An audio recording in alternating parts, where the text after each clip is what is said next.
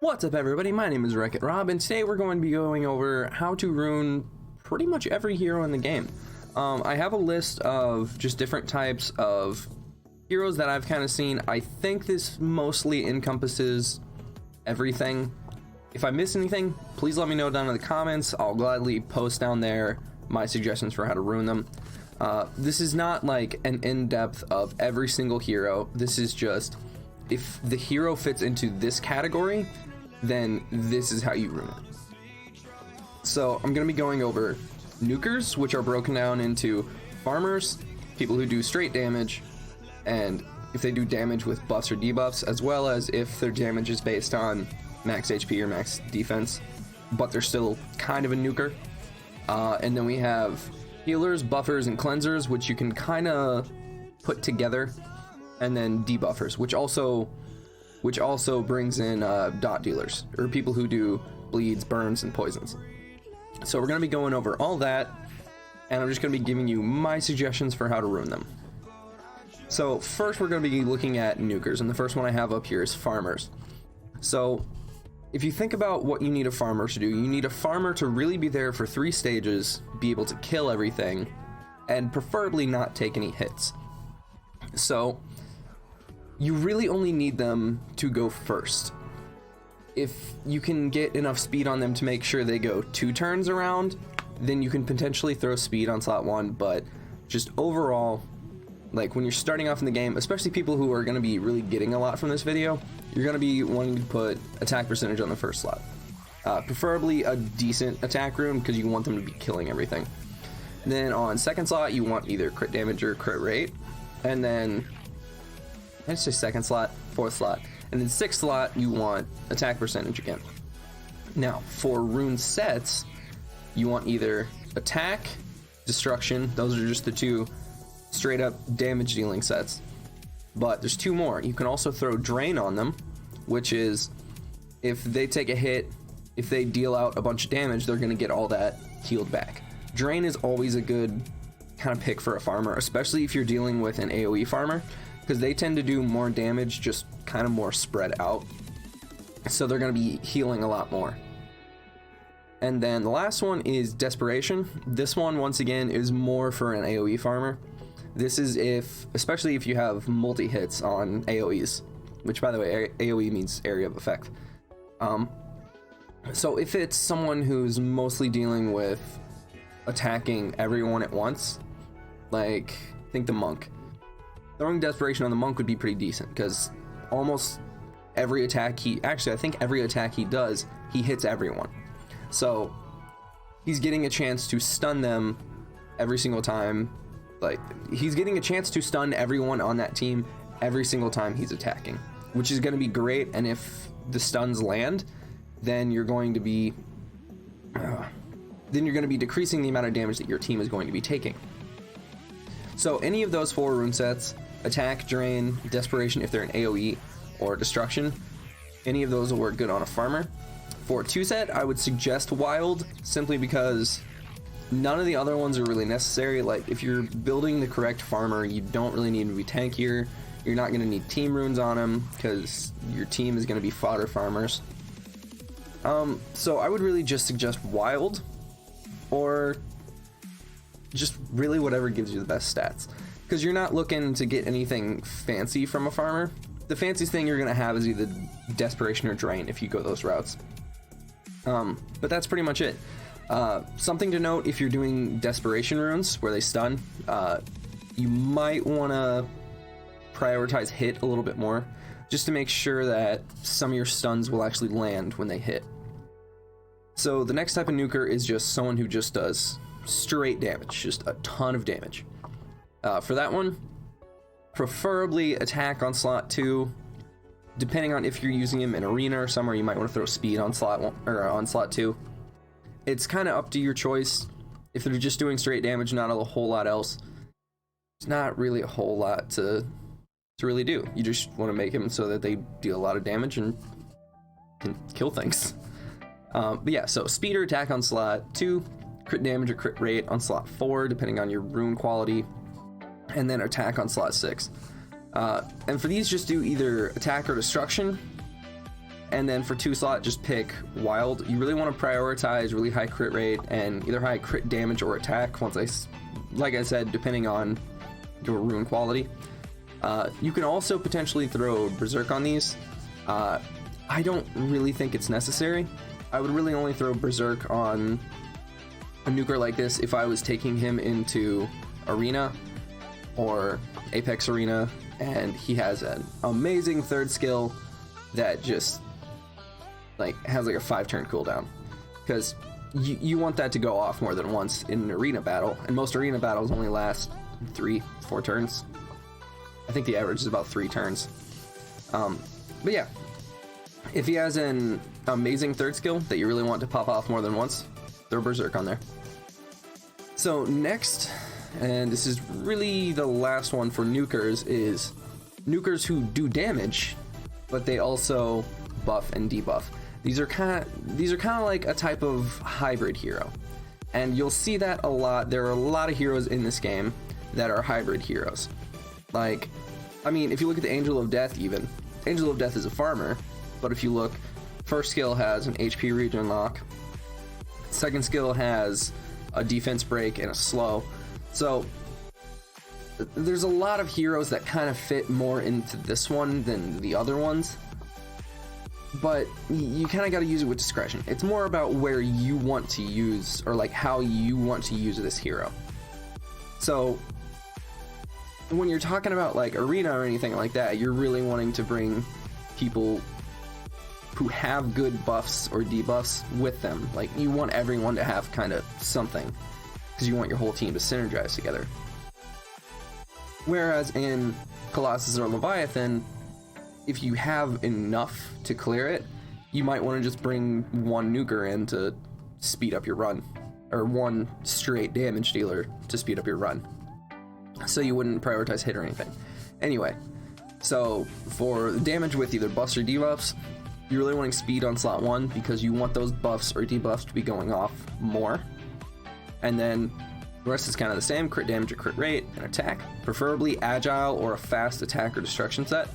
And I'm saying agile or a fast attack or destruction set because, once again, you want their buffs or debuffs to be going off or landing a lot more. You want them to be going off more than they would if you just had them at their base speed. If you just had them on like attack, crit damage, attack, you want them to be going off a lot more to help you kind of progress through and make your team run better. If they're doing debuffs, you really want to try to get some hit and substats, or use focus runes. Preferably don't use focus runes, because you could swap out using focus runes for potentially wild and have so much better crit rate. Ultimately, I can't see your runes, so it's going to be up to you to kind of decide, is it better to throw focus runes with high crit rate on here, or wild runes with some hit in there? It's kind of up to you. So with all nukers and everything that I kind of just went through, that was sort of builds for attack-based nukers. There's also defensive-based nukers and max HP-based nukers. Great examples of which are... Where are you at? I should skip over you. Let's see. Draconian Princess. Draconian Princess can do a lot of damage based on her max HP. And... let's see. Ironheart. He can do a lot of damage based on his defense. Or... who's a good example? Rock Golem does damage based on HP. A lot of the heroes in this are nukers that aren't attack based. So like if you look at his first skill, it does 190% of attack, not the greatest, and 13% of own max HP and damage. So if you rune him with a lot of HP, preferably a lot more than I have mine runed, I've seen people get up to like 100,000 HP on, actually it was the Draconian Princess. Yeah, you can see mine has about 74,000. Mine has about 74,000 HP.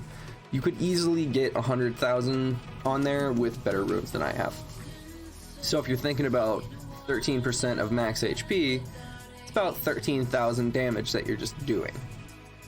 So these people can be considered nukers, and what I will say is if they're nukers that are more based on defense or HP, take everything that I've been saying for the past couple of minutes, just swap out the sections where I say attack, and just throw in HP or defense in there. That doesn't fit perfectly, I understand that. If I'm talking about, like, you're not really going to want to use attack runes on people like this. If anything, you're going to want to use destruction runes, because you're really just wanting them to do crit damage, and potentially throwing in defense or blessing runes every once in a while. Once again, that's kind of up to you to decide the kind of rune quality you have and how you can build things the best. But with everything I've said for nukers, that's pretty much the easiest thing. And now, nukers are kind of the hardest ones to rune.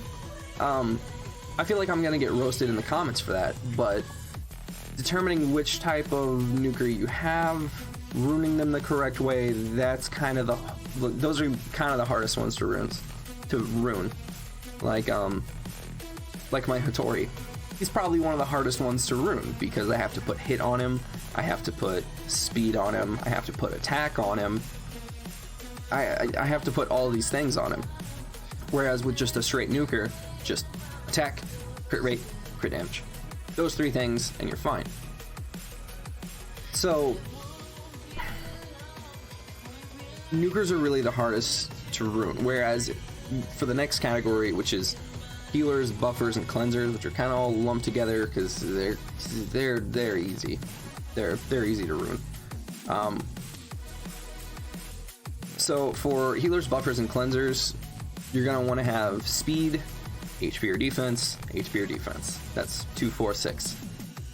You really just want them to be tanky, and you want them to be fast. So you're gonna want to use agile runes.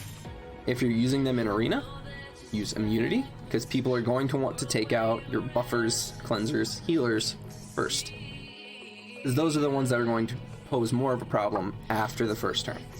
Like, if they've taken first turn, they're like, okay, who can I kill right now that's going to cause more of a pain in the next turn? So that's why they're going to kill healers, buffers, cleansers first. So you're going to want immunity runes on them, because that gets rid of their ability to defense break, to stun, to do all these different... It eliminates their ability to debuff your person, which you don't want on the person who should be buffing your team. So yeah, if you're going arena, do immunity. Immunity is great. Even if you don't take first turn, you don't have to worry about it as much. Team runes are also good.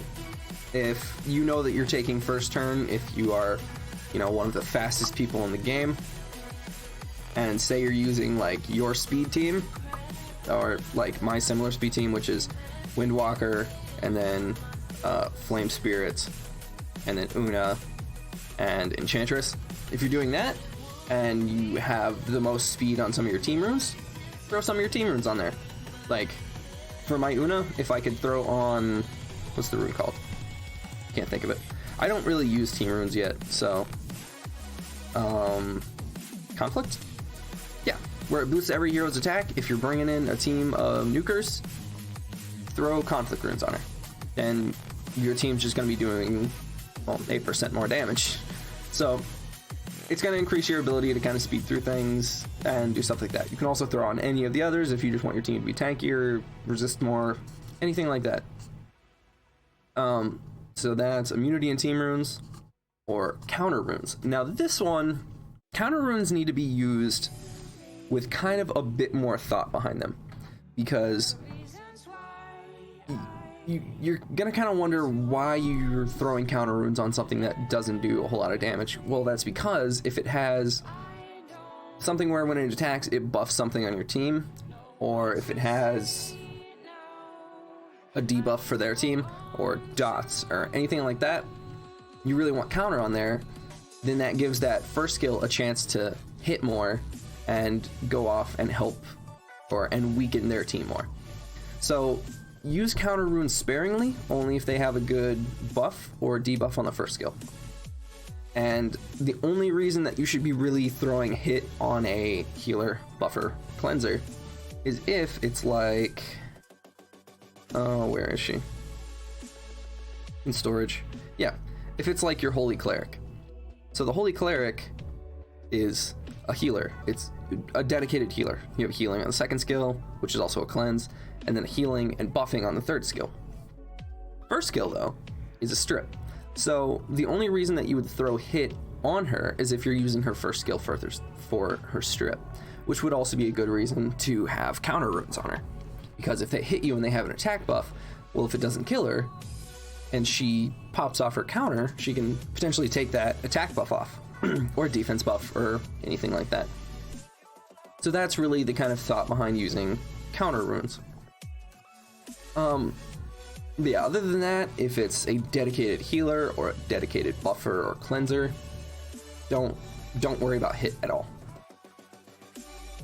Like, that's the one good thing about having someone that just does one thing and has no debuffs. You don't have to worry about hit at all. So next we have, actually the final thing we have is debuffers, or I threw dot dealers in here too because they're also debuffers. A dot is a debuff, which is damage over time. So for someone who does dots or someone who debuffs, you want their debuffs to hit, first of all, a lot, and you want them to land, preferably every time. And you want them to stick around long enough so that they can throw those on more. That was the logic behind literally everything behind how to rune a debuffer. So you're gonna want speed on the first slot, and then defense or HP, whichever they're kind of better with on the fourth slot, and then sixth slot, kind of the same thing, defense or HP. And then you're going to want to have them on agile, preferably because like I said, speed. You want them to be going a lot, landing these debuffs a lot, landing dots a lot, all of these different things. So you're going to want to pair those with in arena, immunity, or potentially team runes, but preferably only do that if they have good enough stats to warrant being on that hero and not somebody else. Whereas if you could potentially swap the team runes out for focus and then put the team runes on someone else, that would kind of be better. But once again, it's kind of up to your discretion where you think runes fit best. So immunity, team runes, focus is like, debuffers are really where focus runes are intended for. If they have a debuff on all three skills, focus runes. If the rest of your runes don't have 50% or higher hit, that's really where you want to put focus runes. There's you don't really need focus runes on a nuker. If anything, you want wild. On a healer, if anything, you want them to be tankier. So this is really where focus runes are intended for. Or counter, like I said, with the healers, buffers, and cleansers. If they have a good first skill, like I think my mummy is actually on counter. Let's look. Did I take him off? No, he's still on counter. Yeah, so you can see this is a great example right here. So my mummy is on speed, defense, because that's his main stat. That's what he does damage off of, and that's the type of hero he is. And then you have him on agile, counter, because he has a poison on his first skill. So I want that poison to be landing every time that he counters. So it's really things like that with how to rune debuffers. The one thing though is if the debuff is a taunt where they're attacking your hero after that, you definitely want to use counter runes, because you want to be dishing out more damage as opposed to just kind of taking whoever you taunted out of the battle for that turn. So who does it? I think you do. Yeah. So Ironheart is he taunts everything. He does a ton of taunts. So I have him on fight and counter because he does damage based off of attack and defense. And I don't have the destruction runes to throw him on that yet. Sorry, I'm not paying attention to my own rules. But I have him on this because no matter what, even if I just have attack runes on him, he's going to be dealing more damage. And the fact that I have him on counter is when he taunts someone and they attack him, he has a chance to hit them back again and potentially taunt them again. And preferably the cycle will continue and completely eliminate somebody from the battle. So that's why you kind of want to rune taunters with counter. And if it's taunt just like any of the other ones, make sure that you're putting high hit on him. Ironheart's hit is only 24. Why is it 24? I haven't upgraded any of the runes. Like, none of his runes are good right now. But other than that, that's pretty much how you rune kind of every hero in the game. If you've been curious about how to rune something or you didn't really understand, just go back through, find in this video where I talk about it, and you'll really kind of see how to rune it at that part. And I know people are probably going to get upset because I didn't break them down into their categories, which the categories in the game are assist, attack, tank, defense. Throw those out the window. That tells you what the hero is at their base form. That's not what you're using it for. What that's telling you is where its stats are geared toward. I cannot speak. So like if you look at Athena's base stats, she's got kind of high-ish speed, pretty high attack, okay, or not attack, pretty high HP, okay defense. So what that's telling you is she's going to be turn cycling more, and she's going to be using her skills more. So an assist type. But one of her skills is to cause everybody to attack. So kind of in a way, you're turning this assist into not a nuker herself, but a team nuker. So that doesn't exactly fit into one of the categories that I said, but that is a great way to kind of show how what they say they are is not exactly what they are. Like, for example, Fallen Angel. Great example. Fallen Angel is an attack type. That means that he has higher attack and not really a whole lot else. He's mostly intended to be like, let's go do damage. Actually, when you evolve him, he gets 15% more crit rate. So it makes it even easier to be like, crit rate, crit damage, and just blast some things with him. But if you look at his skills, if you just ruined them based on that and not looking at their skills, you'd miss out on exactly what to do with him. For example, his first skill has a silence. Great thing, great debuff. So you'd want counter on him.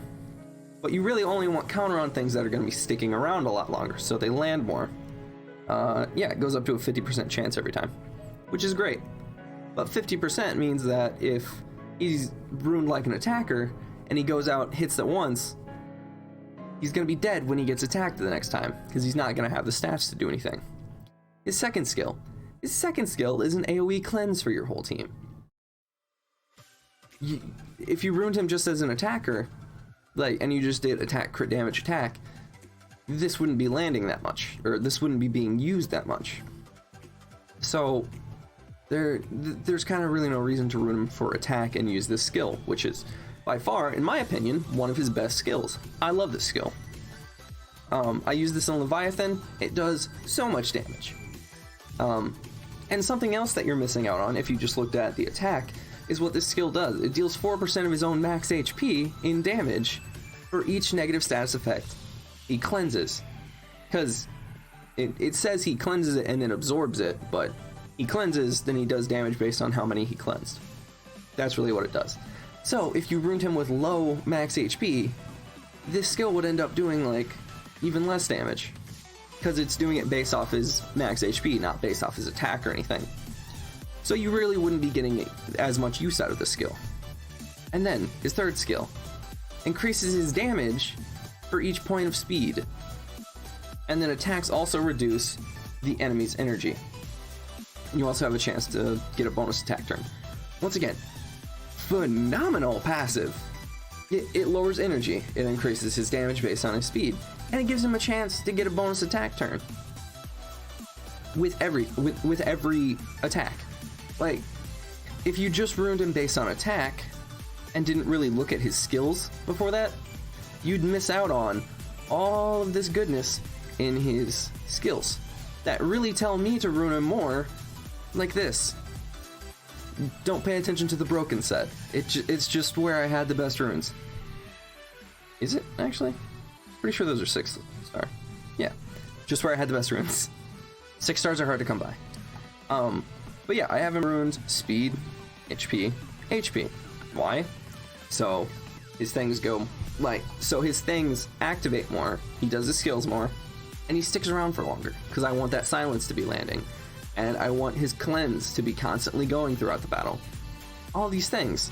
So don't ruin your monsters based off of the type it says they are. Slot them into the category that they fit best and ruin them that way.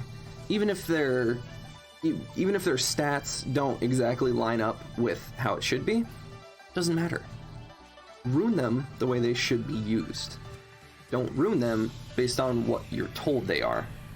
Completely different. Sorry about this rant at the end. This got very off track for the last, I don't know, like 5 minutes or something. But this is all I have for you today. I hope everybody enjoys it. Please, as a reminder, wreck that subscribe button and the like button if you enjoyed this video. Leave some comments down below. Tell me how terrible my rune recommendations are. I don't think they are, and I'll prove you wrong. God, I'm a dick. Leave those comments down below. Quarantine is terrible.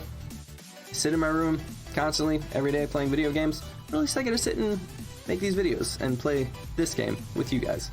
But with that, I think that's all that I have for the day, and I will see you guys in the next video. Later.